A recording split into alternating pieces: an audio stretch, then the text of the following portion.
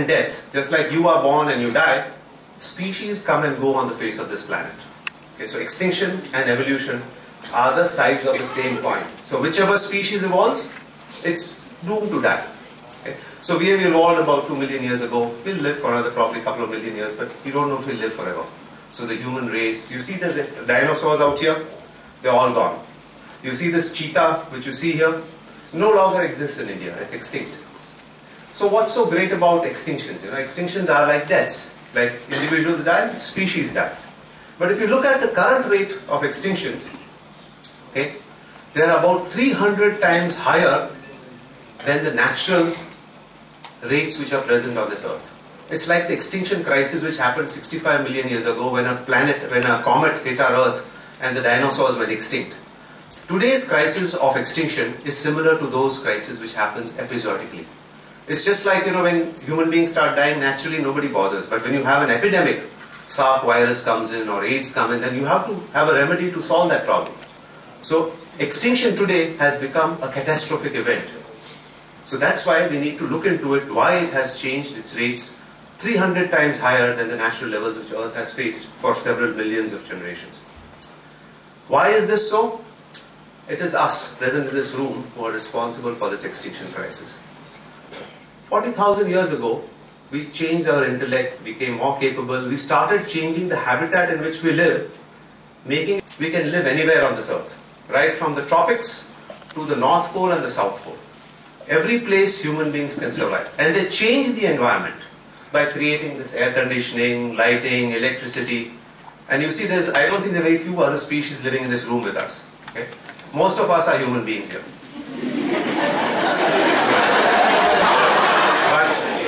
But love other forms of life as well. Okay? That's an important aspect to have.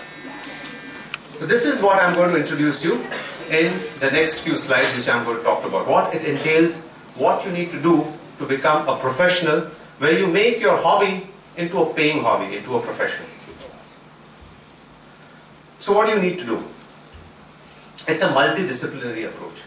There is not a single discipline which is not covered by the field of conservation practitioners. Okay? You need to be a biologist, you can be a zoologist, a botanist, a life science student, you can be a sociologist, you can be an economist, you can be a biotechnician, you can study immunology, just like the first speaker talked about, and still be in this field.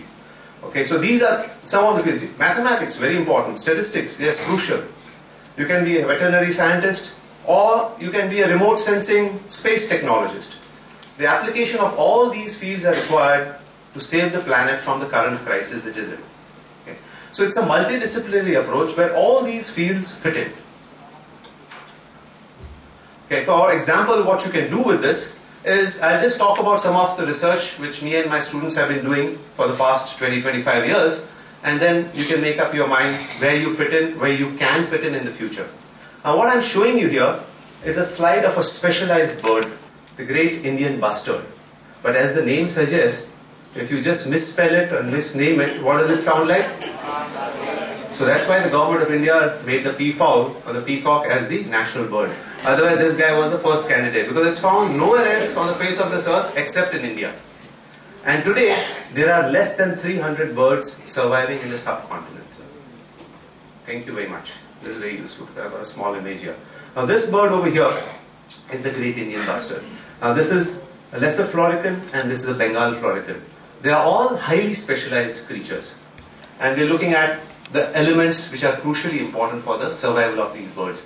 And a picture like this, you see there are about 11 or 12. That's entire world's 10% of the population right there in one frame. You don't get such pictures anymore. They're highly endangered now. So this is one issue. You can study herpetofauna, which is reptiles and amphibians. This is a study on the spiny-tailed lizard. Okay? Now these are used as aphrodisiacs in the market. People just kill them and you skin them and you eat them up. And it's believed to have medicinal properties, which is not true, but they are in trade and they are dwindling. It's an endangered species. There is a study just by using binoculars and a notebook, collect data on a regular basis, and you can do great work for their conservation. Tigers. Okay, I've been working with tigers for the past 10 years or so, and we have to develop a method of counting them. My job is to assess the status of tigers in India. Okay, one of them. And you know, if you've seen that air cell ad of 1411, Okay, that's the number I had generated about 8 years ago. Now the new number is about 1700 tigers in the country. Now this number, how do we do this? It's like, have you heard the story of Birbal and Akbar about the crows in Delhi? Yeah, you know about it, right? So counting wildlife is like that. You can say any number and it's very difficult to prove or disprove it, because how do you count wild animals? They're cryptic, you don't see them, they hide from you. It's believed that if you go in the jungle and you see a tiger once, the tiger has seen you 9 times before that. So it's impossible to count them. But what we do is we put camera traps. Now this is a camera trap over here. It's a remote camera and the tiger takes its self-portrait. What it does is, when you approach a mall, you see the doors open on their own. How do they know that? There's a sensor, right? It's a sort of an infrared beam which you can't see, but when your body cuts that beam, it triggers off the doors to open. So we use the same mechanism. There's an infrared emitter, there's a receptor where my hand is, and there's another camera here. And when the tiger walks in between this beam, it triggers both the cameras to take pictures from either side of the tiger. So you get a picture like this. Okay? So if you look at the skin pattern, the stripe patterns of every tiger are like a fingerprint. Just like your fingerprints, the tiger's stripes are the fingerprint. No two tigers have the same stripe pattern. So if you look at this, you can see they're exactly the same. Look at this formation here. Look at this notch here. Okay? There's a software system in which you feed these pictures and it scans these images and tells you the number of tigers by looking at the similarity. Just like you go to a FBI agent and then he's going to take your fingerprint and check whether you're a criminal or not on the airport. The same mechanism works here. Okay? So we use this to count our tigers. Okay? So this is one way to do counting of wild animals. And then you have several tiger pictures and you can estimate your population from that using statistical models. Of course, every tiger cannot be photographed in this country. Some of them will never come in front of the camera. But then you need to understand mathematics and statistics of how to sample your population and come up with the ultimate truth. And that is in the realm of statistics. So something about mathematics. Those of you who don't like mathematics, is something which you can't avoid. So even if you are not very good in maths, please study mathematics. Because no science can do without mathematics. It's a universal science which is very, very important for most subjects. Okay, I hated maths, but now I teach statistics. So, just tell you, I never studied statistics in my college, and I really was bad at doing that, but I had to do that for my PhD. So, it's important that you study statistics and maths. Lions. How do we count lions? Lions don't have stripes. They don't have any body markings to make them unique. So, we had to find something which is unique on lions. And something unique on lions are the whiskers, the muchis, So if you look at the lions, there are spots on their whiskers. And these spots are like, again, fingerprints. No two lions have exactly the same spot pattern. Okay? So we use this spot patterns, calibrate them by looking through binoculars and telescopes, and use this to count the lions in Gir. Okay, the Gir forest here in Gujarat, that's the only place in the world where you get Asiatic lions, nowhere else. So they are very, very important for conservation because you don't find Asiatic lions anywhere in the world. And I've been studying lions for the past 15 years or so.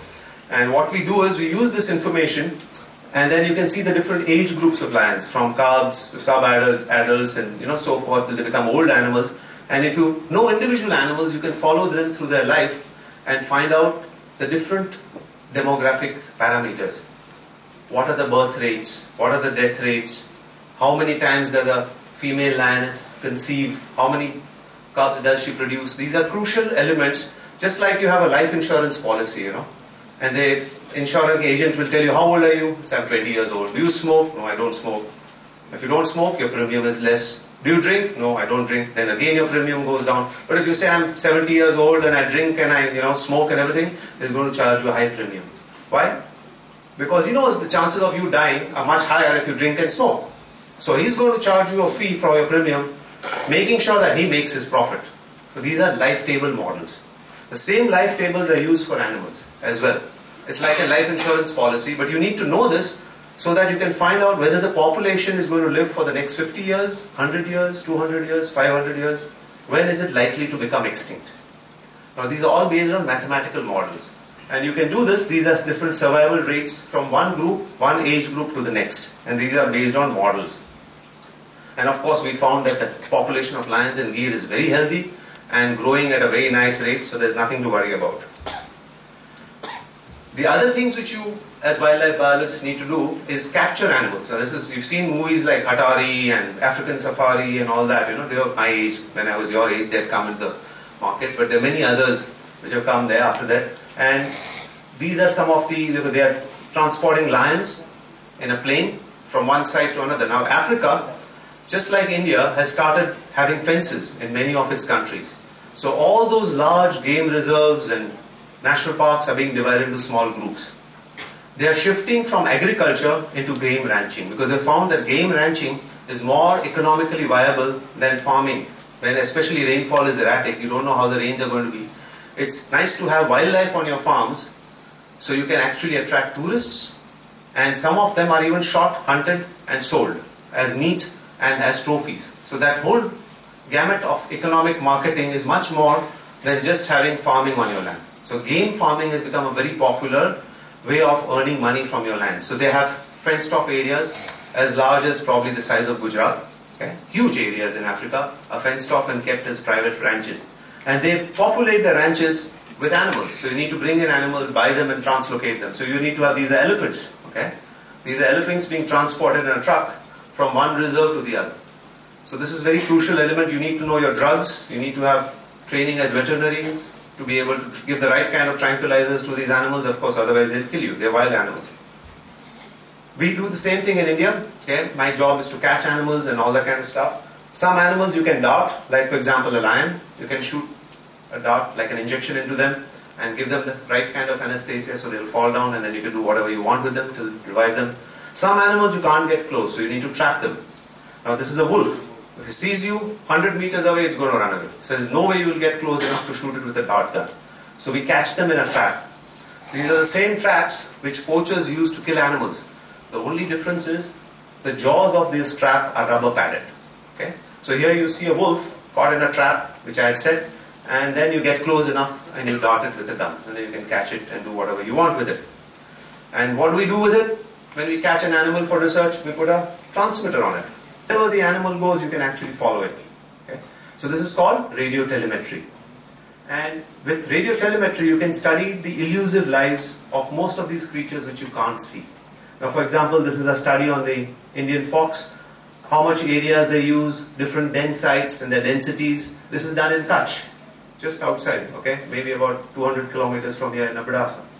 So the litter sizes and so forth. So in India, we have got a very high advanced level of scientific research.